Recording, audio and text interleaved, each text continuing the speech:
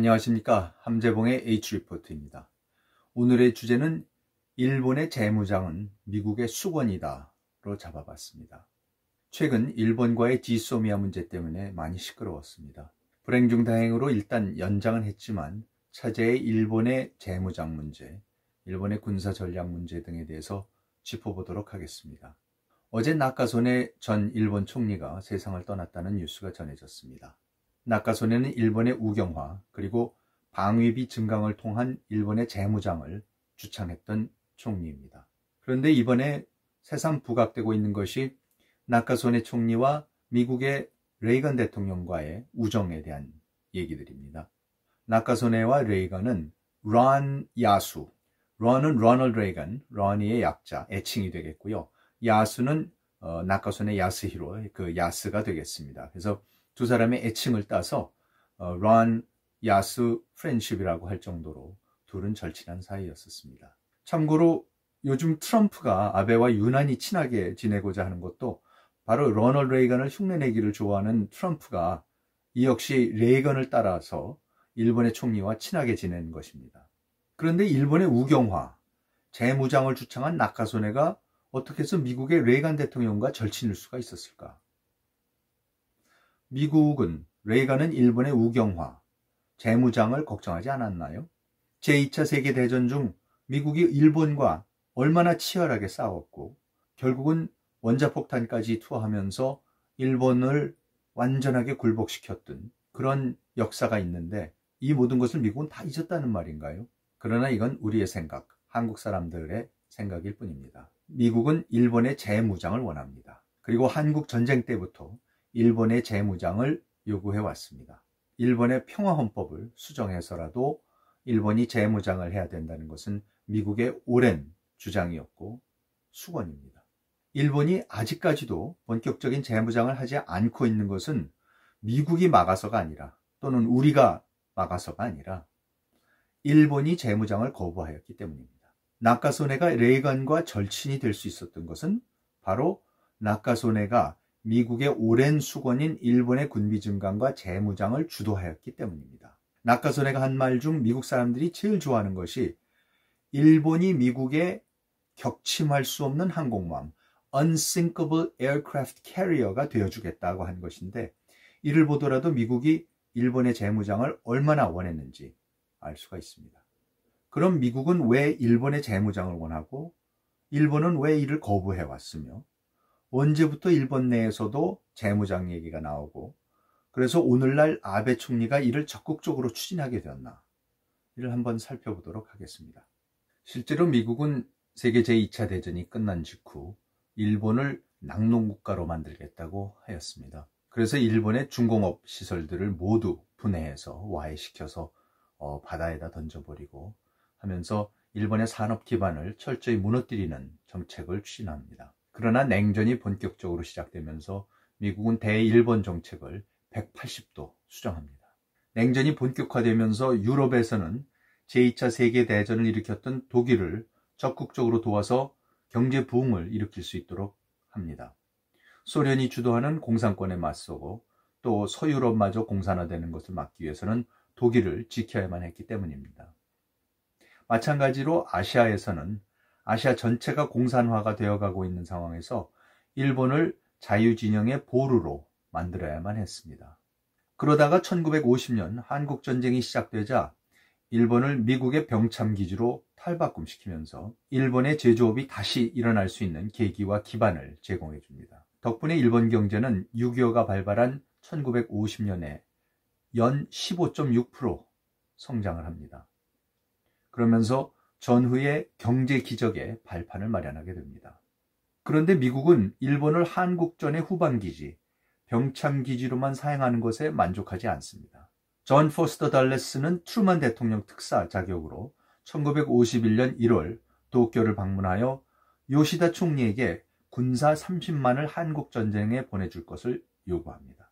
일본이 공산화되는 것을 막기 위해서 한국군은 물론이고 미군 그리고 유엔군 16개국의 군사들이 와서 젊은이들이 와서 피를 흘리고 있는 마당에 일본은 단 한 명의 군사도 안 보내고 있는 것이 미국의 입장에서는 말이 안 되는 것이었습니다. 엄청난 전쟁 특수만 누리면서 피는 한 방울도 흘리지 않는다는 것이 미국의 입장에서는 받아들이기 힘들었을 것입니다. 그러나 당시 일본 총리 요시다 시게루는 덜레스의 이러한 요구를 이런 지하에 거절합니다. 요시다는 두 가지 이유를 댑니다. 첫 번째는 만일 일본이 재무장을 시작하면은 그때까지 지하로 숨어들었던 군국주의자들이 다시 나타나서 준동하기 시작할 것이다. 그래서 절대로 군사를 일으켜서는 안 된다. 라고 하였고, 두 번째 이유는 당신들이 우리한테 준 평화헌법이 있지 않느냐. 그 평화헌법에 의하면 우리는 군대를 가질 수 없고 더군다나 해외의 파병은 절대로 안 된다고 하였다. 따라서 우리는 지금 군대를 일으켜서 한국전에 참전시킬 수 없다라고 거절합니다. 그 이후 소위 요시다 독트린에 따라 일본은 전후 질서 속에서 새로운 국가 정체성을 수립해 나갑니다. 군대를 일으키지 않고 경제 발전에 전념하면서 국제기구를 통해서 세계 평화에 이바지하는 평화주의 국가로 재탄생하게 됩니다. 이것이 전후 일본의 정체성입니다. 그러나 미국은 한국전쟁 이후에도 시종일관 일본의 재무장을 요구합니다. 반면 일본의 정치인들은 나카소네 총리 전까지만 해도 미일 관계를 얘기할 때 여간에서 동맹이란 단어조차 사용하지 않습니다. 전후 일본 경제가 기적처럼 일어나고 1970년대와 80년대에는 일본이 세계 제2위의 경제 대국이 됩니다. 반면 월남전에서 패한 미국은 1970년대와 80년대에 최대의 경제 위기를 맞습니다. 레이건이 1980년에 Let's make America great again, 미국을 다시 위대하게 만들자라는 구호 아래 대통령에 당선된 것은 그만큼 미국이 더 이상 위대한 국가가 아니라는 미국인들의 위기감의 발로였습니다. 참고로 도널드 트럼프는 이 점에 있어서도 레이건을 그대로 베낍니다. 트럼프의 선거 후보는 Let's make America great again에서 Let's만 뺀 Make America great again이었습니다. 미국을 다시 위대한 나라로 만들자. 이 와중에도 미국은 소련과의 군비 경쟁으로 허리가 휘고 있었습니다. 반면에 최고의 경제 호황을 누리던 일본, 세계 제2위의 경제 대국으로 올라선 일본은 여전히 GDP의 1%도 군비에 사용하지 않고 있었습니다. 미국 전략가들의 입장에서는 도저히 받아들일 수 없는 상황이 계속되고 있었던 것입니다. 그런데 이때 등장한 나카소네는 1982년에서 87년까지 일본 총리를 역임하면서 미국과의 동맹을 강조하고 실제 동맹이란 단어를 즐겨 사용하였습니다. 그리고 평화헌법을 수정하겠다고 하고 국방 예산도 GDP 1% 이상으로 증액하겠다고 하였습니다. 미국 사람들이 레이건이 나카소네를 좋아할 수밖에 없었던 이유입니다. 그런데 결국 나카소네도 실패합니다. 평화헌법 수정에도 실패하고 국방비를 대폭 증강하는 데도 실패합니다. 그만큼 요시다 독트린과 그 기반이 되었던 평화주의는 일본에 깊은 뿌리를 내리고 있었습니다.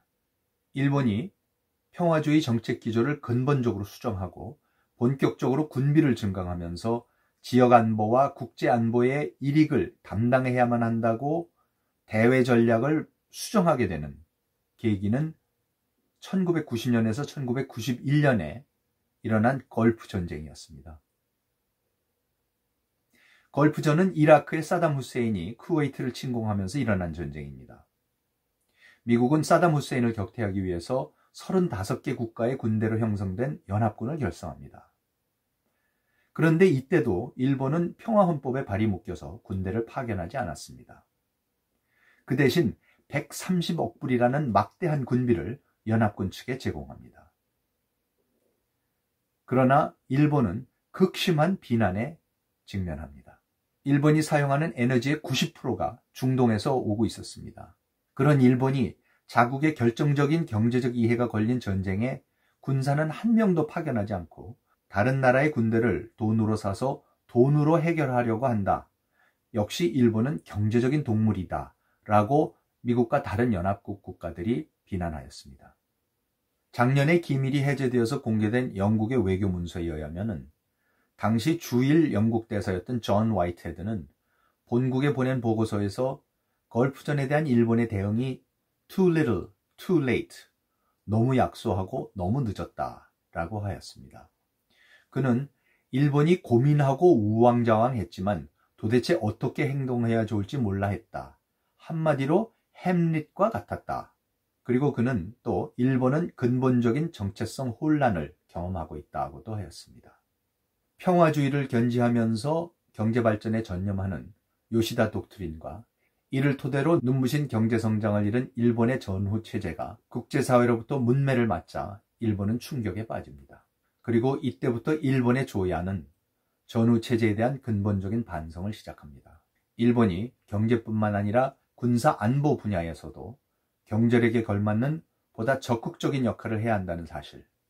이것이 미국뿐만 아니라 한국, 중국, 북한, 러시아를 제외한 전 세계의 거의 모든 나라들이 일본으로부터 요구하는 것이라는 사실을 일본이 깨닫게 됩니다. 그리고 이를 위해서는 구체적으로 UN 평화유지군 등 국제질서 유지에 직접적으로 이바지할 수 있는 군사력의 증강, 작전 능력과 전략적 사고의 배양이 필요하다는 사실을 또한 절감합니다. 이때 등장한 것이 소위 정상국가론입니다. 당시 자민당의 유명한 정치인이었던 오자와 이치로는 일본 개조 계획이라는 책을 통해서 일본이 더 이상 군대도 없고 군비도 최소한으로만 지출하는 비정상국가로 남아서는 안 된다고 역설하면서 국제 군사, 안보 분야에서 일본이 경제력에 걸맞는 적극적인 역할을 해야 한다고 주장했습니다. 이때부터는 일본의 국우만이 아니라 주류 사회에서도 평화헌법 수정 논의와 방위비 증강, 해외 파병 등에 대한 논의가 본격적으로 일기 시작합니다. 다시 강조해서 말씀드리지만 미국은 일본이 평화헌법을 수정하고 재무장할 것을 원합니다. 이는 우리가 직시해야만 할 사실입니다. 그리고 미국이 원하는 것은 재무장한 일본과 한국과 미국 간의 삼각동맹입니다. 이러한 마당에 미국의 지속적인 압력으로 한국이 일본과 간신히 맺은 군사정보교환협정, 즉 지소미아를 과거사 문제로 파기하겠다고 하니 미국이 그렇게 전례 없이 적극적으로 막고 한일 양국 간의 중재를 했던 것입니다. 다시 말씀드려서 일본의 재무장은 일본 군국주의의 반로가 아닙니다. 물론 일본의 재무장은 일본의 극우파들도 원하는 것입니다. 그러나 더 중요한 것은 그것이 미국이 원하는 것, 전 세계가 원하는 것이라는 사실입니다. 한국과 북한, 중국과 러시아를 뺀 전 세계가 원하는 것입니다. 미국의 입장에서는 일본의 군국주의화를 걱정하는 것은 시기상조입니다. 이는 마치 구더기가 무서워서 장을 못 담근 것과 마찬가지입니다. 지금 북한이 핵을 개발하고 중국이 엄청난 예산을 국방에 쏟아부으면서 항공모함을 만들고 남중국해를 자기네 바다로 만들면서 아시아의 패권 국가로 급부상하고 있는 마당에 일본이 군국주의로 회귀할 것이 무서워서 일본의 재무장을 막는다는 것은 이치에 맞지 않는다고 생각합니다. 그리고 미국은 근본적으로 일본이 군국주의로 회귀하지 않을 것이라고 생각합니다. 1950년대 이후 미국이 그토록 일본의 재무장을 종용하는데도 불구하고 일본이 오히려 자발적으로 군비 증강을 거부하고 비정상 국가로 그토록 오랫동안 남을 수 있었던 것은 그만큼 일본의 평화주의가 뿌리 깊이 내려 있는 것이라고 미국 사람들은 판단하고 있습니다. 이제 미국은 일본에게도 방위비 분담금의 대폭 인상을 요구할 것입니다. 그리고 물론 일본의 방위비의 대폭 인상도 요구할 것입니다. 따라서 우리는 한미 동맹을 강화시킬 뿐만 아니라 일본의 재무장을 막을 수 없는 대세로 받아들이고 일본과의 군사협력을 증진시키고 나아가서 한미일 군사동맹을 구축해야 합니다. 일본의 군사 대국화가 걱정된다고 하는 사람들이 많습니다. 그런데 사실 생각해보면 중국의 군사 대국화는 이미 이루어지고 있는데 이에 대해서는 걱정하는 사람이 별로 없는 것 같습니다. 더구나 일본은 전후 70년간 철저한 평화주의 체제를 고수해 왔습니다. 미국의 엄청난 압력에도 불구하고요. 반면 중국은 지금 대놓고 대국 노릇을 하고 있습니다. 일본의 재무장은 언젠가는 아니 매우 빠른 속도로 이루어질 것입니다. 이를 과거의 기억 때문에 막으려고 하기보다는 적극적으로 이용해야 합니다. 한일 관계의 정상화와 심화, 한미동맹의 강화를 통해서 일본의 과도한 우경화를 막는 한편 일본과의 군사협력을 도모해야 합니다. 이는 물론 아슬아슬한 줄타기가 될 것입니다. 그렇지만 우리의 대외관계는 모든 것이 아슬아슬한 줄타기입니다. 냉철하고 세밀한 분석, 역사에 대한 정확한 이해, 미국과 일본의 전략적 사고에 대한 이해를 바탕으로 우리도 우리의 대전략, 그랜드 스트래티지를 짜야 합니다. 그 첫 단계가 재무장하는 일본과의 군사적, 전략적 협력입니다. 시청해 주셔서 감사합니다.